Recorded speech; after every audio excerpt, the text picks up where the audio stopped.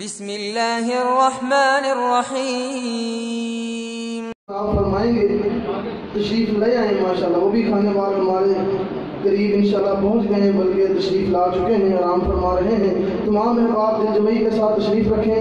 خطاب فرماتے ہیں مبلغ اسلام عظیم مذہبی سکولر محترم جناب حضرت مولانا حافظ عبدالغفار بہاولپوری صاحب۔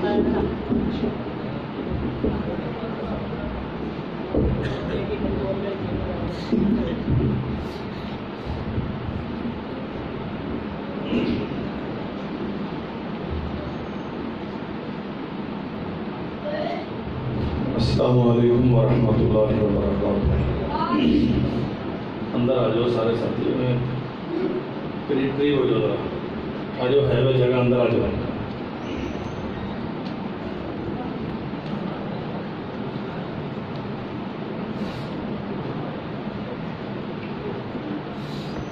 شیخ صاحب ان کے آؤ میرے کو، انہیں دور نہ رہا کرو۔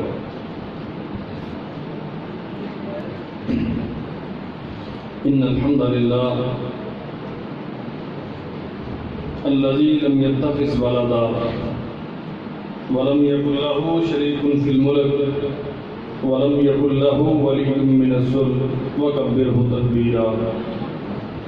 الصلاة والسلام على من لا نبي بعده الذي أرسله الله بالهدى ودين الحق ليظهره على الدين كله وكفى بالله شهيدا۔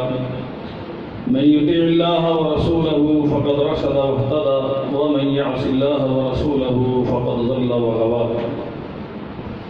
أما بعد فقد قال الله تبارك وتعالى: أعوذ بالله السميع العليم من الشيطان الرجيم من حمزه ونفخه ونفثه لا إكراه في الدين قد تبين الرشد من الغي فمن يكفر بالطاغوت ويؤمن بالله فقد استمسك بالعروة الوثقى لا انفصام لها والله سميع عليم۔ اللهم صل وسلم على عبدك ونبيك محمد وبارك وسلم وصل عليه۔ قابل صد احترام علماء کرام، سامعین محترم، عزیز طلباء،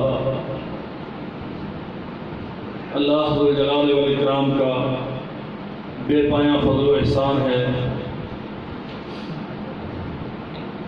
کہ اس ادارے میں حضرت شیخ محترم فضیلت الشیخ حافظ زہیر احمد سعیدی حفظہ اللہ تعالی نے تدریساً بخاری شریف کی تکمیل فرمائی اور پڑھنے والوں نے ان سے پڑھا، اور کچھ بچوں نے قرآن مجید مکمل یاد کیا۔ میں دعا گو ہوں اللہ ذوالجلال والاکرام تمام پڑھنے والے، پڑھانے والے، ان کے والدین اور بالخصوص انتظام کرنے والے ہمارے مہربان مولانا حبیب احمد سعیدی حفظہ اللہ تعالی، اللہ سب کے لیے اس عمل کو دنیا اور آخرت کی کامیابی کا باعث بنائے۔ فتنے ہماری زندگی میں دن بدن بڑھتے جا رہے ہیں، مصائب و مشکلات، الجھنیں اور پریشانیاں ہر آنے والے دن کے ساتھ فزوتر ہو رہی ہیں، اور بدقسمتی یہ ہے پرسد کوشش پرسیات کے ہمیں ان مشکلات سے نکلنے کا کوئی راستہ سجھائی نہیں دیتا۔ ہمارے معاشرے کا ہر فرد وہ جس حیثیت میں بھی موجود ہے پریشان ہے، اور ہر بندہ اپنی بساط کے مطابق پریشانیوں سے نکلنے کے لیے ہاتھ پاؤں مارتا ہے۔ لیکن عجب تماشا ہے، ہم ایسی دلدل میں اتر چکے ہیں، جس قدر ہاتھ پاؤں زیادہ مار رہے ہیں اسی قدر اس دلدل میں دھستے چلے جا رہے ہیں، باہر نکلنے کا کوئی راستہ نہیں۔ میرے عزیز بھائیوں، یہ دنیا ساری اللہ ذو الجلال والاکرام نے تخلیق کی ہے. آسمان و زمین کے اور اس میں جو کچھ موجود ہے سب کے بنانے میں اللہ کے ساتھ کوئی شریک نہیں ہے. جس نے یہ سارا کچھ بنایا اسی نے اس کے مسائل پیدا کیے ہیں، اسی نے اس کے لیے وسائل پیدا کیے ہیں، اور وہ اکیلا اس بات پہ قدرت رکھتا ہے کہ اپنے بندوں کے تمام مسائل کا حل کر سکے. اور اللہ ذو الجلال والاکرام نے بہترین حل ہمیں عطا کیا. قرآن مجید ہمارے مسائل کا حل ہے. ہمیں سمجھ نہ آئے، انسانی فہم و ادراک وہاں تک نہ پہنچ سکے، ہم بیماری کی صحیح معنوں میں تشخیص نہ کر سکے، صحیح طور پہ نسخے کی تجویز نہ کر سکے، تو یہ کمزوری ہماری ہے. ایسا نہیں ہے کہ اللہ ذو الجلال والاکرام نے ہمارے مسائل کا حل ہمیں دیا نہیں. بڑی سمپل سی بات ہے، یہ دنیا ہے اور یہ دھوکے کا سامان ہے. وَمَا الْحَيَاةُ الدُّنْيَا إِلَّا مَتَاعُ الْغُرُورِ. یہ دنیا سراسر دھوکہ ہے. اس دھوکے سے بچنے کا، عافیت کا صرف ایک راستہ ہے، آپ دنیا کے خالق کی طرف رجوع کریں گے. جس نے یہ دنیا بنائی ہے اسے خوب معلوم ہے اس میں تاریکی کہاں پہ ہے، اس میں اندھیرے، الجھنے، مصیبتیں اور پریشانیاں کہاں کہاں پہ ہیں. اور انسانوں کے مزاج اور ضرورت کے عین مطابق اس نے اسلام، جسے دین فطرت کہا گیا ہے، یہ اتارا ہے تاکہ اس کی روشنی میں تو اپنا سفر زندگی طے کر ساری مصیبتوں سے اللہ ذو الجلال والاکرام مجھے محفوظ رکھے. ہمارا المیہ یہ ہے، ہمیں مشکلات کا احساس ہے لیکن مشکلات کے سبب کا ادراک نہیں. ہمیں پریشانیوں کا احساس ہے لیکن پریشانیوں کے حل کے لیے جو رستہ ہم اختیار کرتے ہیں در حقیقت وہی اصل میں پریشانیوں کا سبب ہے. ہم نے صراط مستقیم چھوڑا، ہم نے قرآن مجید چھوڑا، اللہ ذو الجلال والاکرام کی ہدایات کو چھوڑا. اللہ فرماتے ہیں کہ اس نے یہ کتاب کسے پکڑ لیا؟ قد تبین الرشد من الغی. کوئی تاریکی اور ٹیڑھا پن نہیں ہے، کوئی اندھیرا اور الجھن نہیں ہے. تم اپنے آپ کو سپرد کرو قرآن مجید کے، تم اپنے آپ کو پابند بنو محمد کریم صلی اللہ علیہ وسلم کی سنت و سیرت کا. ترکتکم علی مثل البیضاء لیلها ونہارها سواء لا یزیغ عنہا الا ہالک. اس میں کوئی ٹیڑھاپن نہیں ہے، کوئی الجھن نہیں ہے. اپنے آپ کو کتاب و سنت کا مطیع و فرما بردار بناؤ، یہ تمہیں انگلی پکڑ کے لے کے چلے گا اور تمہیں تمہاری منزل سے ہمکنار کرے گا. ہم نے چھوڑ دیا اسے، ہم آزادیوں کی تلاش میں نکل کھڑے ہوئے اور یہ آزادیاں ہمیں سرے بازار ناچنے پر مجبور کرتی ہیں. ہم نے دامن چھڑایا قرآن مجید کی ان پابندیوں سے، جو پابندیاں عزت دیتی ہیں، جو پابندیاں احترام پیدا کرتی ہیں، جو پابندیاں وقار سکھاتی ہیں، جو پابندیاں جینے کا ڈھنگ سکھاتی ہیں، تمہیں تہذیب سے آشنا کرتی ہیں، تمہیں بتاتی ہیں تو نے اس دنیا سے لینا کیا ہے، تو نے اس دنیا کو دینا کیا ہے. تو انسان ہے، تیرے خالق کے تجھ پہ حقوق کیا ہے، تو انسان ہے، دوسری انسانیت کے تجھ پہ حقوق کیا ہے، فرائض کیا ہے. ہم نے ساری ان حدود و قیود کو پامال کر دیا، اپنے آپ کو آزاد بنا لیا.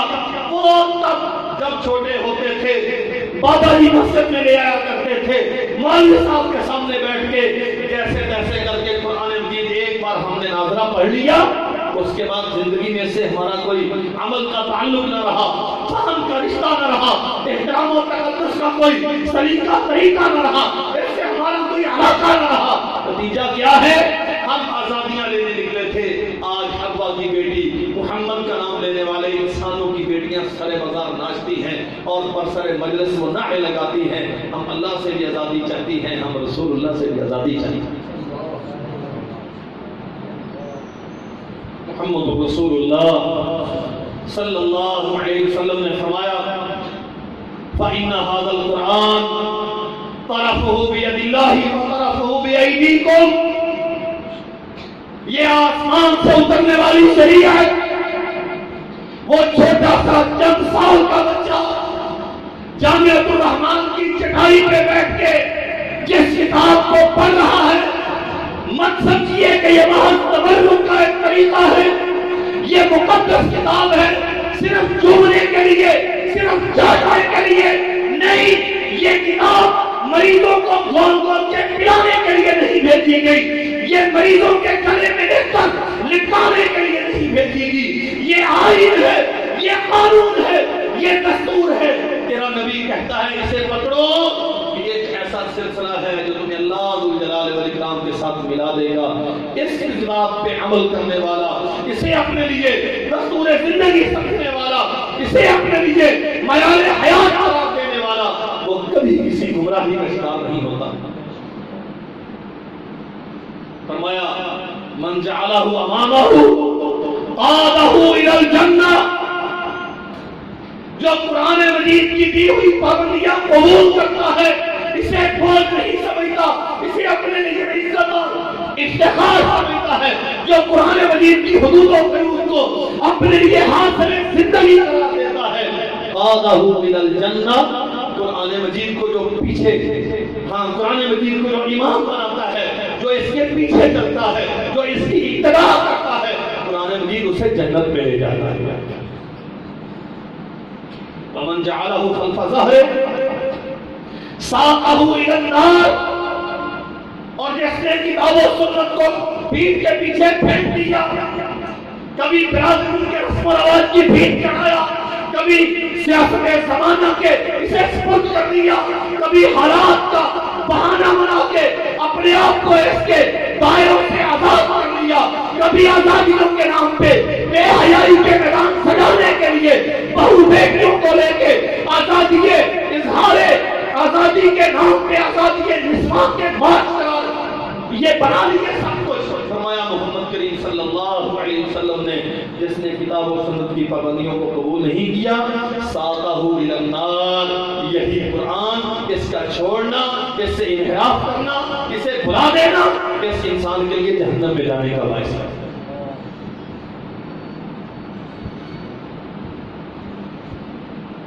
اور سمجھے میرے بھائیوں، ہمارے ہاں قرآن والے، مدرسے والے، انہیں بڑا حقیر سمجھا جاتا ہے، ان کا مستقبل روشن نہیں ہے۔ اچھا، بھوکے مریں گے، روزگار کے مواقع نہیں ہیں۔ میرے عزیز بھائیوں، یاد رکھو، اللہ کی قسم، یہ جو بچے، انہیں پڑھانے والے، ان کی تعلیم و تعلم کا انتظام کرنے والے یہ زمین کا نمک ہیں، جب دنیا پہ یہ نہیں رہیں گے پھر قیامت آ جائے گی، پھر دنیا کی اللہ کو ضرورت باقی نہیں رہے گی۔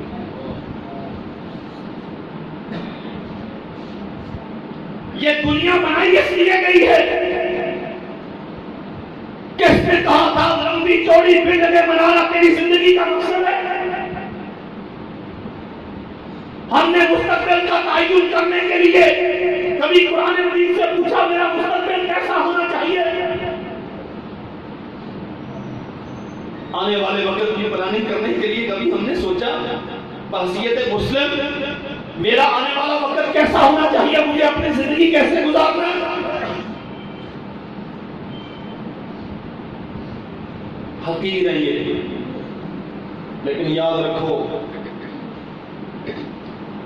آپ کو اخلاق سکھانے کا صرف ایک ذریعہ ہے جسے قرآن مجید سمجھتے ہیں. آپ کو عقیدہ یہی کتاب سکھاتی ہے، آپ کو عبادت کا طریقہ یہی ملا مسجد کا مولوی سکھاتا ہے. آپ کے گھر میں حیا کی تلقین اگر کہیں سے پہنچتی ہے تو اسی مولوی کی زبان سے پہنچتی ہے.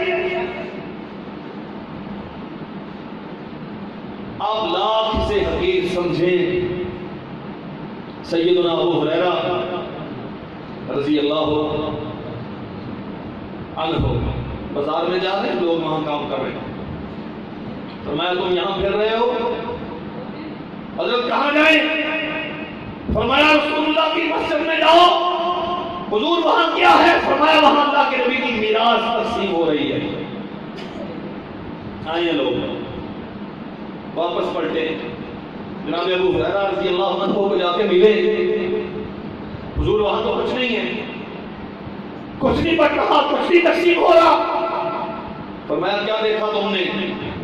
کچھ لوگ بیٹھے ہوئے تھے، قرآن مجید پڑھ رہے تھے، ایک مولوی صاحب مسئلے بیان کر رہے تھے، حلال و حرام کی باتیں ہو رہی تھی، کچھ بچے قرآن مجید پڑھ رہے تھے، اس کے علاوہ تو کچھ نہیں تھا. فرمایا فَذَاكَ مِيرَاثُ رسول اللہ صلی اللہ علیہ وسلم، وہ جو اللہ کی زمین میں سب سے زیادہ دولت مند انسان رسالت و نبوت کی دولت لے کے دنیا میں جسے مبعوث کیا گیا، فرمایا یہی حلال و حرام کی بات سے، یہی قرآن مجید کا فہم، یہی اس کا ترجمہ و تفسیر، اس کا یاد کرنا، یہ رسول اللہ کی میراث ہے. اسی کے حصول کے لیے میں نے تمہیں تلقین کی تھی.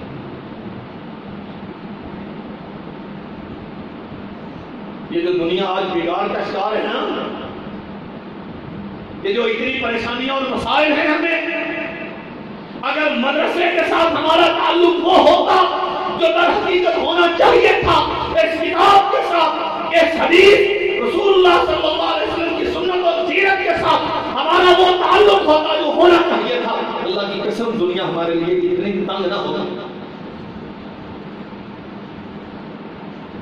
اور میں عرض کرنا چاہتا ہوں کھانے وال کے بھائیوں، اللہ کے لیے سمجھیے گا اس بات کو. گالیاں دیتے ہیں لوگ مولوی کو، برا کہتے ہیں لوگ مدرسے کو، مذاق اڑاتے ہیں لوگ مذہب کا، لیکن آپ سے پوچھنا چاہتا ہوں، آپ سرور کونین صلی اللہ علیہ وسلم کی ریاست مدینہ کے پہلے دن سے لے کر جب تک دنیا میں مذہب کی حکومت رہی، میں بلا خوف تکلیف پوری ذمہ داری سے کرتا ہوں، ادوار خلاف کے راستہ بنو امیہ کا مکمل دور اگرچہ بدتریز معاملات بگاڑ کا شکار ہوتے رہے، لیکن جب اسلامی مملکت میں سپریم پاور مذہب تھا تب دنیا میں، اسلامی دنیا میں امن بھی تھا، پیسے کی فراوانی بھی تھی، اور فتوحات کے دروازے بھی ہمیشہ کھلے رہے.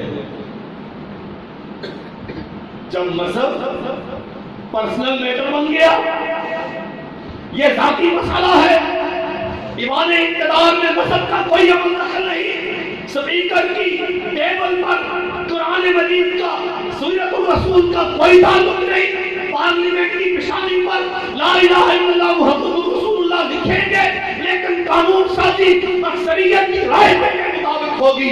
جب قانون محمد کریم صلی اللہ علیہ وسلم کی شریعت کے خلاف کرنا شروع ہو گئے، پھر ذلت و رسوائی کے یہ دروازے ہم پہ کھلے.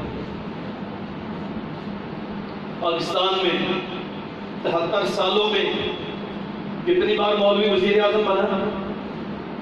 ہاں جی، کوئی بتائے گا؟ بانی پاکستان سے لے کر آج تک موجودہ پرائم منسٹر تک، ایجیسن کے پڑے ہوئے، آکسفورڈ کے ڈگری ہولڈر، کیمبرج کے فارغ التحصیل، ایڈنبرا سے بڑے بڑے اعزازات لے کے آنے والے بدنام مولوی ہے، رسوا مدرسہ ہے. آپ سے پوچھتا ہوں، آپ کے شہر کا D C O, D C, D P, D P O, بڑے بڑے عہدیدار، یہ مولوی؟ اور بولو تسی طے کر کے آئے ہو بھی بولنا ہے؟ ہاں یہ مولوی ہیں سارے؟ آپ ہمیشہ گالیاں دیتے رہتے ہیں، رکشے پہ بیٹھتے نا حاجی صاحب، رکشہ مارتا چوک چوک کے پسلیاں ساریاں دکھن لگیں گی، پھر کیا کہتے ہیں؟ ہمارے M L A M P S فلاں فلاں یہ ظالم ہم سے ووٹ لے لیتے ہیں، گورنمنٹ سے فنڈ بھی لیتے ہیں، لگاتے نہیں ہیں۔ یہ جتنی انتظامی مشینری ہے میرے بھائیو، اللہ کے لیے سمجھیے گا مدرسہ آپ کو کیا دیتا ہے؟ آپ کے ایوان اقتدار سے لے کر آپ کے شہر کے گلی محلے تک کسی ایک سطح پر کسی مولوی کے پاس کوئی اختیار نہیں، ہمیشہ آپ کے فنڈ یہ کھائیں گے، کرپشن یہ کریں گے، گالیاں یہ دیں گے، عزتیں یہ اٹھا دیں گے۔ وہ غیر زمانے جب یہ الزام لگتا تھا کہ مولوی لڑتے ہیں، اب یہ جو کل ہائی کورٹ کے احاطے میں مہذب تھے نا، جنہوں نے ایک بہت بڑے پولیٹیشن کو انڈے مارے اور سیاہی پھینکی اور گالیاں دی، یہ تو کسی مدرسے کے پڑھے ہوئے نہیں تھے۔ نہیں سمجھے میری بات؟ یہ تو ایجیسن کی پیداوار ہے ساری، یہ تو گرائمر سکولوں کی، یہ تو بیکن ہاؤسز کی پیداوار ہے ساری۔ مدرسے کا مولوی تجھے اخلاق سکھائے گا، تجھے اخلاق کی تمرین کرے گا، تجھے اللہ کے دین کی طرف لے کے آئے گا، تیری منتیں کرے گا۔ ہاں کمزوریاں ہر جگہ پہ ہوتی ہیں، اصلاح کی گنجائش ہمیشہ رہتی ہے، لیکن مدرسے کا مولوی تجھے دین کی بات کرے گا۔ یہ جو بڑے بڑے مہذب ہیں نا، لاء کالج سے پڑھنے والے اور بڑی بڑی ڈگریاں رکھنے والے، جن کے اداروں کے لیے کروڑوں کے بیلنس بجٹ ہر مہینے آپ ریلیز کرتے ہیں، یہ ان کی تہذیب کا حال تھا۔ ایک کھڑا ہوا تھا اسٹیج پہ اور نیچے ان سے انڈے مارے جا رہے تھے۔ کبھی مدرسہ کے بچوں نے کسی کو انڈے مارے؟ یہ تو کرپشن کی داستانیں ہیں۔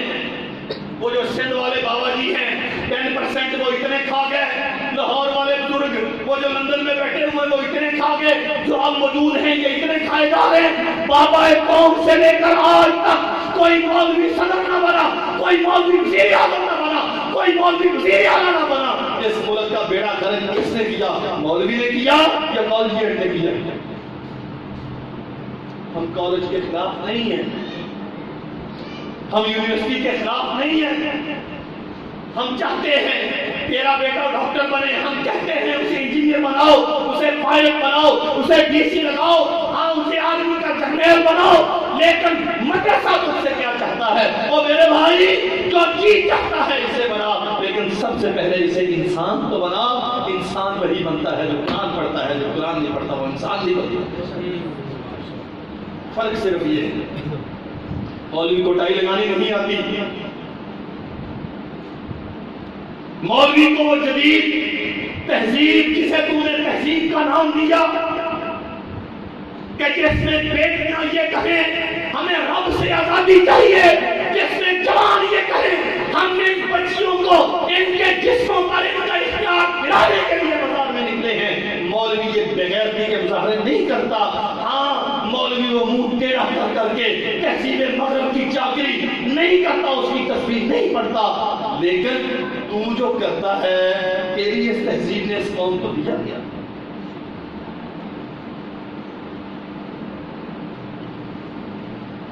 اللہ اکبر۔ میرے عزیز بھائیوں، اللہ ہے ہمارے پاس کوئی حل نہیں ہے۔